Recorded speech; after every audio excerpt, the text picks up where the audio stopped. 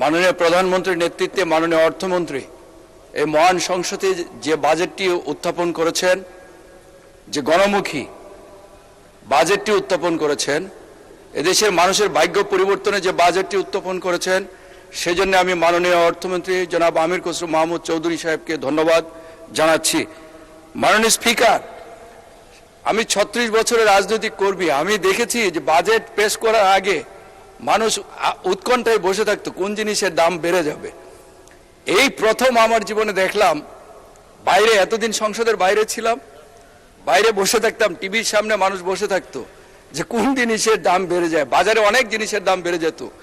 এই প্রথম আমরা দেখলাম, এই পিছনে মাননীয় অর্থমন্ত্রীর পিছনে আমার সিট, বসে বসে দেখলাম যে একের পর এক পণ্যের শুল্ক এবং ব্যাটের হার কমানো ঘোষণা করছেন মাননীয় অর্থমন্ত্রী।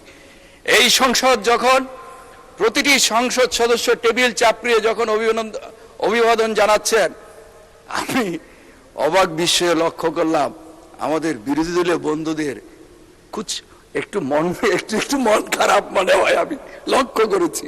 আমি জানি না কি কারণে ওনাদের মন খারাপ। আমি দেখেছি যে নিত্য প্রয়োজনীয় 60টি দ্রব্যের উপর দাম কমানো হয়েছে। বাজারে আমি নিজে বাজার করি মাননীয় স্পিকার, আমি বাজারে গিয়েছি, বাজারে কোনো জিনিসের দাম বাড়ে নাই। আমার মনে হয় আপনার দীর্ঘ অভিজ্ঞতা, আপনি এই স্পিকারের আসনে বসেছেন, এর আগে ওই লাস্ট সংসদের শেষের সিট থেকে ওইখানে বসেছেন মাননীয় স্পিকার, আপনার অভিজ্ঞতা আমার চেয়ে অনেক বেশি। আমার জীবনে এমন দেখি নাই মাননীয় স্পিকার। একটা ওই মির্জা গালিবের একটা আছে, ইয়ারব ও না সমঝে হয় না সমঝেঙ্গে মেরে বাত দে और দিল উনকো।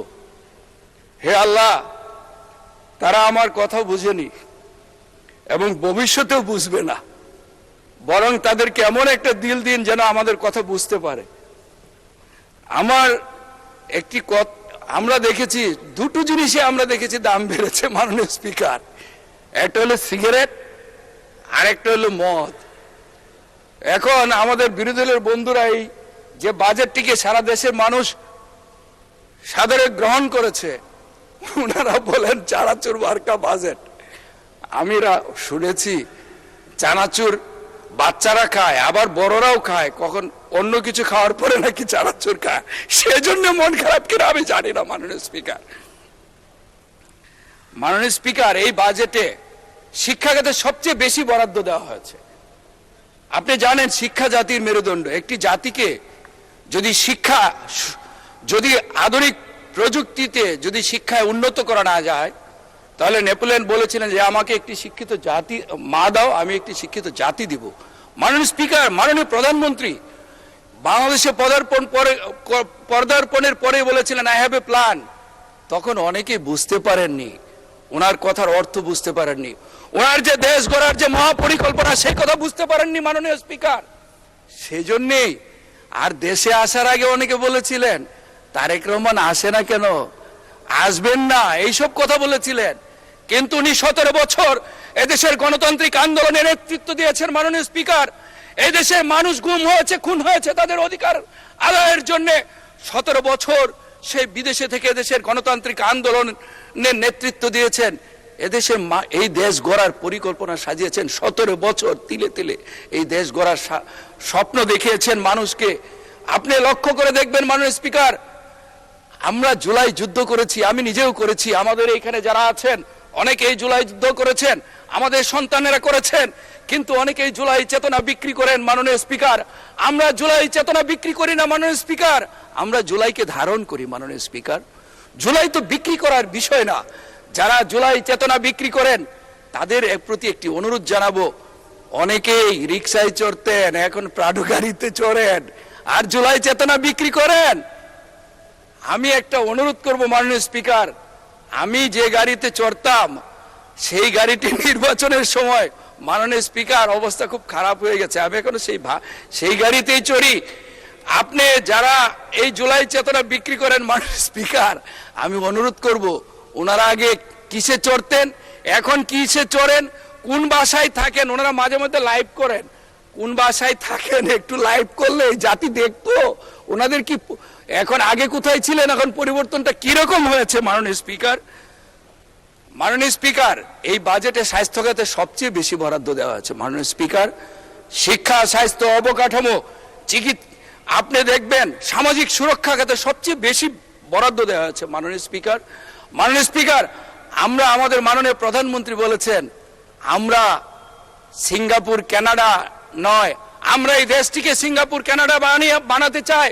মাননীয় স্পিকার, এই বাজেটে বিনিয়োগকে সবচেয়ে বেশি প্রাধান্য দেওয়া হয়েছে, বিনিয়োগকে সবচেয়ে বেশি প্রাধান্য দেওয়া হয়েছে মাননীয় স্পিকার। আচ্ছা, 2 মিনিটে শেষ করেন। মাননীয় স্পিকার, আমাকে একটু 5টা মিনিট সময় বাড়িয়ে দেন। আপনার হুইপ দিয়েছে। মাননীয় স্পিকার, মাননীয় চিফ হুইপের প্রতি অনুরোধ করব আমাকে 5টা মিনিট সময় বাড়িয়ে দেন মাননীয় স্পিকার। মাননীয় স্পিকার, মাননীয় স্পিকার, সঠিক নেতৃত্ব, দূরদর্শী নেতৃত্ব একমাত্র তারেক রহমান, শহীদ জিয়াউর রহমানের ঔরসজাত সন্তান। উনি মুক্তিযুদ্ধের পর আমরা যেরকম মুক্তিযুদ্ধ ধারণ করি, আমরা জুলাই ধারণ করি, মুক্তিযুদ্ধে মহান স্বাধীনতার ঘোষক শহীদ জিয়াউর রহমান যখন এদেশের দায়িত্ব নিয়েছিলেন, এই দেশটিকে অর্থনীতির মুক্তির জন্য উনি এই দেশটিকে দেশপ্রেমের যে উজ্জ্বল সততা আদর্শের উজ্জ্বল দৃষ্টান্ত স্থাপন করেছিলেন মাননীয় স্পিকার।